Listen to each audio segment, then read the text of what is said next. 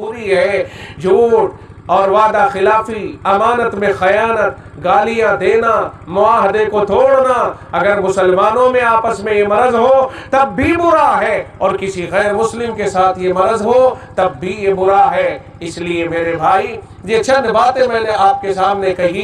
कुरान करीम इसी को कहता है, या अय्युहल्लज़ीना आमनुत्तकुल्लाह वक़ूलू क़ौलन सदीदा, ए ईमान वालों तुम अल्लाह से डरो और दुरुस्त बात कहा करो। इसका फायदा ये होगा, युस्लिह लकुम अमालकुम, अल्लाह तुम्हारे आमाल को दुरुस्त कर देगा, अच्छा कर देगा, तुम्हारे आमाल की इस्लाह कर देगा। वयग़फिर लकुम ज़ुनूबकुम, और तुम्हारे गुनाहों को माफ फरमा देगा। बताओ, आमाल की इस्लाह और गुनाहों की माफी हमें पसंद है कि नहीं है? अगर हम अच्छी ज़बान इस्तेमाल करेंगे तो इंशाअल्लाह अल्लाह ताला हमारे आमाल की भी इस्लाह करेंगे।